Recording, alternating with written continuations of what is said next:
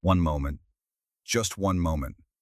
But that moment made Thomas Massie go down in congressional history. The Republican representative stood before Attorney General Pam Bondi. He held a folder. Inside were the Epstein Files. And what he did in front of the cameras, against a cabinet member from his own party, shocked America. Because Massie isn't like other Republicans. For him, principles come before party loyalty. And today, he fought for those principles. To Bondi's face, in front of cameras watched by millions. If you're new to this channel, subscribe now and hit the bell icon. Because this video isn't just about a hearing. This video will show you how a Republican stood up to his own party, how he used the Epstein Files as a weapon, and how he cornered Bondi. Watch it to the end, because what Massie did is a rare example of courage in political history.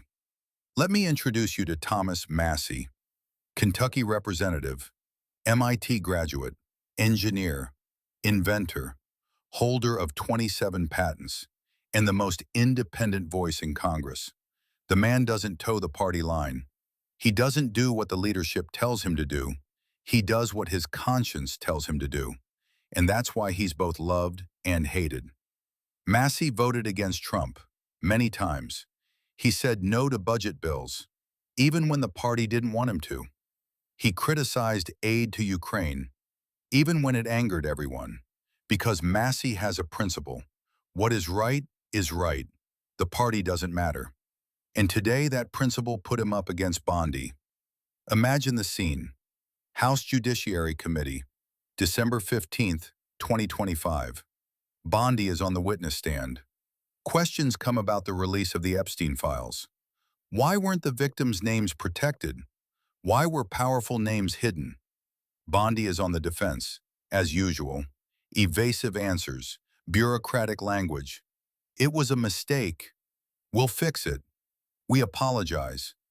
And then it was Massie's turn. Massie walked in. He had a red folder in his hand. Thick. Heavy. He placed it on the table. He looked at Bondi. There was anger in his eyes, but his voice was calm. "Madam Secretary," he said, "I'm going to ask you a direct question, and I expect a direct answer." The room fell silent, because everyone knows Massie. The man doesn't speak diplomatically. He has no tolerance for bullshit. Massie opened the folder. He pulled out the first document. This is an FBI memorandum. It's from 2019. It's about the Epstein investigation. 34 high-profile names were identified. An investigation was recommended, but Washington refused. Why? Bondi. Representative Massie, a lot of time has passed since then. You didn't answer. Massie was sharp. Why was it rejected? Bondi. There may be political sensitivities. Political sensitivities? Massie's voice rose. A child abuse investigation is being stopped because of political sensitivities?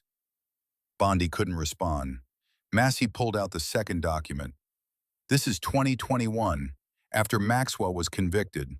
It lists 47 names. The FBI recommends an investigation, but it's rejected again. During your tenure at the Justice Department, why? These files are complex. Not complex, Massie slammed the table. Simple. 47 names, 47 suspects, 47 potential criminals. Why aren't you investigating? The room was in shock, because Massie is a Republican. Bondi is a Republican. And now Massie is yelling at a cabinet member from his own party, live on air. Now I need to pause and say this. If you've watched this far, please like the video. It's not just for the algorithm, it's so that brave people like Massie are heard. And comment, do you think Massie is right? Should Republicans stand up to their own party? Massie wasn't done yet. He pulled out a third document, and this was the heaviest bomb. This list. He pulled a page out of a folder. People whose names appear in the Epstein Files but are marked not to be investigated. The official FBI list. 47 names. And your department marked this list as permanently closed. Is that correct? Bondi's face changed. I know the details of that list. Is it true? Massie repeated. Yes or no? The procedures are complicated. Yes or no? Silence. 10 seconds. Bondi couldn't answer. You can't answer, Massie said, because the answer is yes, and that's unacceptable. Massie pulled photos from the folder. These photos are from the Epstein Files. The victims are blurred, but the powerful people aren't blurred. Why? Bondi. It was a mistake. A mistake? Massie couldn't believe it. There are 473 photos, 473 victims, and with a mistake, all their faces were revealed. But the names of the powerful people are still protected. How is that a mistake? A technical problem. Not technical. Massie's voice was now filled with anger. This is intentional. This is a cover-up, and you are responsible. And then Massie asked the most critical question. Madam Secretary, I'm asking you directly. How many of those 47 names are Republicans? How many are Democrats? How many are from Trump's inner circle? The room froze, because this question couldn't be asked. There was party discipline, but Massie didn't care. Bondi, I cannot disclose that information. Why not? Massie was sharp. If justice is equal for all, what difference does party affiliation make? Bondi couldn't answer. I'll tell you why, Massie said.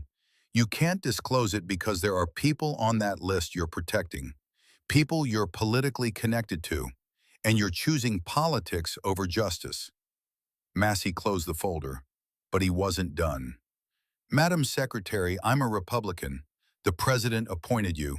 My party trusts you, but I don't trust you, because justice is above party. Children are above party, and you are sacrificing both justice and children for politics. The room was in shock, even the Republicans, because Massie had betrayed his own party. Or the opposite, he remained loyal to his party, to true values. Bondi went on the defensive. Representative Massie, these allegations, they're not allegations. Massie was sharp. They're facts. There are documents. There are lists. There are photographs. They're all here, and they all show that you're not doing your job. I'm doing everything No, Massie shouted. You're not. If you were, those 47 names would be under investigation.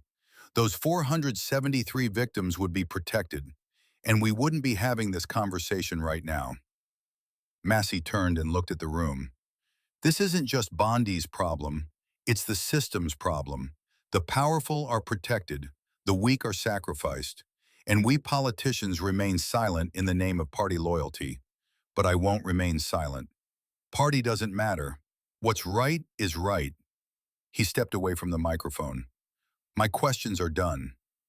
Share this video everywhere because Massie's courage should be recognized, but the mainstream media isn't showing this moment enough. People need to know that principled politicians like Massie exist. The hearing was over, but the impact was just beginning. The video exploded on social media. Hashtag Massie versus Bondi trended.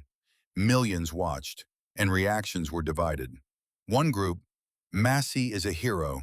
He spoke the truth even against his own party. The other group, Massie is a traitor. He sold out his own party.